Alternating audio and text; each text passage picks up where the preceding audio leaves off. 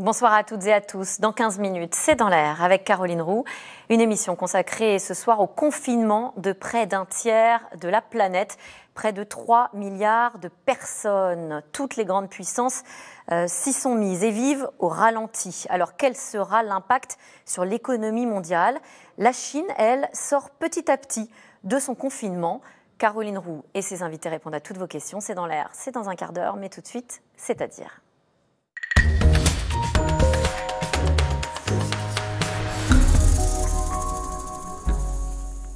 Bonsoir Marie-Pierre Badré. Bonsoir. Vous êtes en duplex avec nous depuis votre maison. Vous êtes confinée en Seine-et-Marne. Merci d'avoir accepté cette interview. Vous êtes présidente d'un observatoire des violences faites aux femmes, le Centre Bertine Auclair, qui représente plus de 130 associations. Quels sont les retours, Marie-Pierre Badré, que vous avez concernant les violences conjugales? Est-ce que ces femmes, cloîtrées 24 heures sur 24 chez elles, parfois avec des compagnons violents, sont davantage exposées en ce moment? Bien sûr qu'elles sont davantage exposées, d'autant que quand vous êtes confiné avec votre conjoint, vous voyez déjà bien les tensions qui peuvent exister au bout de quelques temps, donc vous imaginez bien le drame que ça peut être dans des foyers où il y a une violence permanente. D'ailleurs, à ce sujet, alors que le confinement n'existe que depuis le 17 mars, il y a encore beaucoup de temps avant qu'on sorte de ce confinement. Et déjà, les centres d'urgence d'hébergement sont déjà complets. Donc, inutile de vous dire que nous allons traverser une situation extrêmement compliquée pour ces femmes, mais aussi pour les enfants qui les accompagnent. Il y a des foyers où il y a des enfants, et donc il ne faut pas les oublier. Il y a les violences intrafamiliales complètes, c'est-à-dire les violences faites aux femmes, mais aussi aux enfants. Alors justement, il y a des numéros, il faut le rappeler, des numéros d'appel. On entend beaucoup parler du 3919.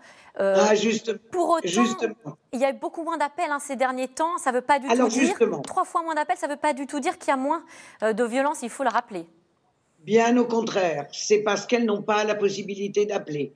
Mais ce qui est important de savoir, c'est que le 3919, qui est un numéro de plateforme d'écoutante, n'est pas le numéro d'urgence. D'ailleurs, vous voyez bien que ce numéro n'est pas disponible 24 heures sur 24. C'est vrai. Et d'ailleurs, c'est parfois la nuit que ces femmes peuvent avoir un moment peut-être aussi de répit et appeler. Voilà, très souvent. Donc, alors, qui appelle-t-elle et à quel numéro? Le 17. Le 17, je répète, le 17.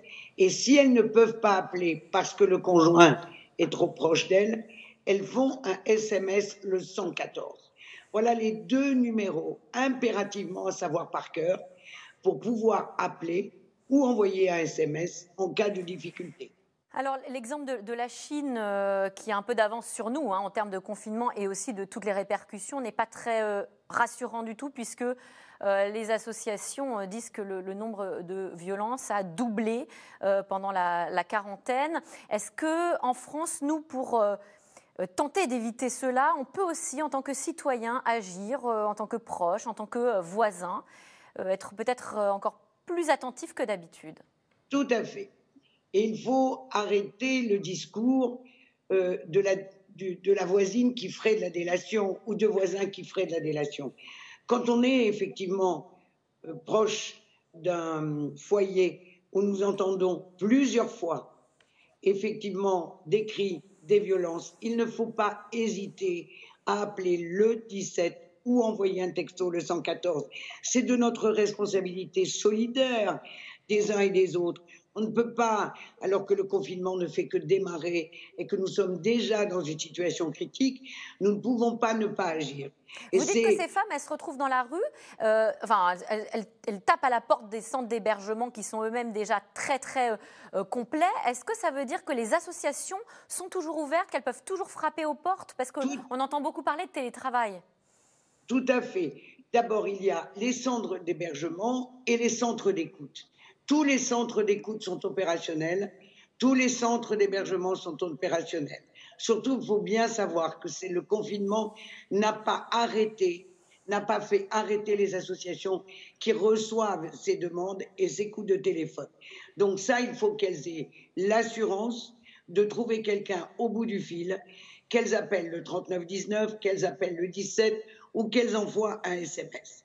Maintenant, il y a quand même, il va y avoir quand même des difficultés. Elles peuvent, par exemple, fuir, se sauver avec leurs enfants. Si elles ont la possibilité en cas de violence extrême, à ce moment-là, il faut qu'elles appellent tout de suite le 115 pour qu'on puisse les héberger le plus rapidement possible.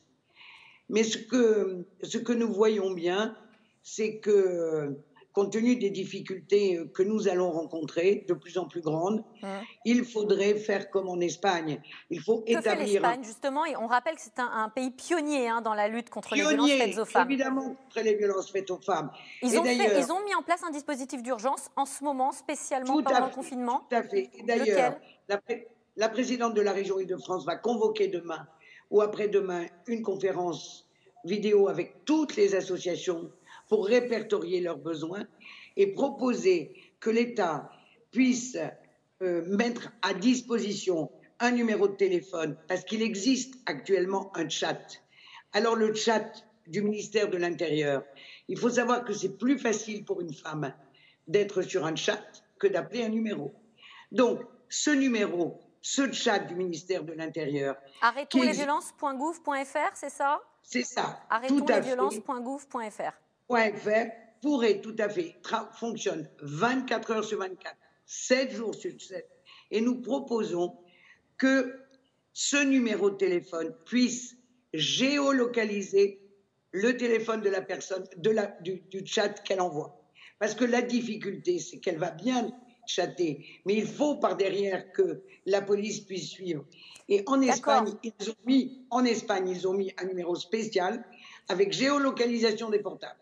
D'accord, donc géolocaliser les portables de ces femmes qui seraient en grand danger mais qui ne pourraient pas le dire et le verbaliser, par exemple, pour une intervention rapide des forces de l'ordre. Tout à fait. Et la région va proposer ça aux associations. Il y a également un plan d'urgence qui est demandé par le collectif et l'association Nous Toutes, qui demande qu'on envoie des consignes immédiates à la police, à la gendarmerie, aux tribunaux également. Ça fait partie du plan d'urgence. Est-ce que vous pensez que vous serez entendu là-dessus? Est-ce que la police, par exemple, a été suffisamment sensibilisée en ce moment? Alors, si on prend l'exemple de l'Espagne, c'est ce qu'elles ont fait. C'est ce qu'ils ont fait en Espagne. Ils ont donné on peut demander que des instructions soient données aux services de police et aux services de la justice. Parce que je vous rappelle que les tribunaux sont fermés, mais que la ministre a annoncé de la Justice qu'il y aurait néanmoins les permanences pour les cas de demande de protection ou d'éloignement du conjoint. Sauf qu'il faut donner des instructions à tous les gens qui sont les relais dans les tribunaux. Parce que pour l'instant, ça n'a pas été fait. Mais non. Mais je pense que voilà, le gouvernement va se saisir de ce sujet, je n'en doute pas, après voilà ce qui se passe et les demandes des différentes associations. Oui, c'est important pour que les affaires de violence conjugale soient traitées en priorité par les tribunaux, c'est cela? Voilà, traitées en priorité. Et puis il faut aussi faire, et là je pense que tout le monde est responsable, et vous comme moi, il faut organiser une large campagne nationale de prévention des violences. Et ça, nous pouvons le faire partout, dans les radios, dans les télévisions, nous dans les associations, la région Île-de-France va le faire. Tout le monde doit s'engager. On vous a bien entendu. Une large campagne.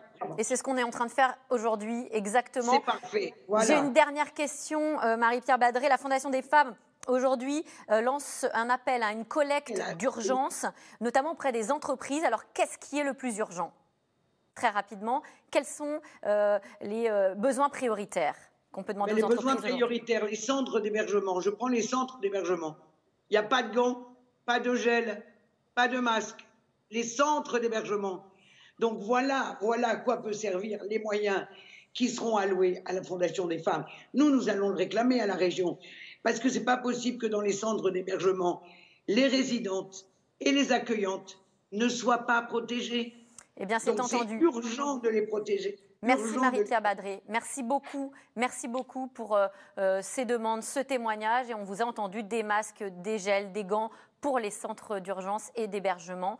Et bien sûr, ce numéro pour toutes les femmes qui peuvent nous entendre aujourd'hui, qui ont besoin d'aide, qui sont en danger, vous faites le 17 ou vous appelez par SMS, vous écrivez un SMS au 114. Merci à vous. Tout de suite, c'est dans l'air avec Caroline Roux qui revient sur le confinement d'un tiers de la planète, près de 3 milliards de personnes touchées. Bonne émission à vous.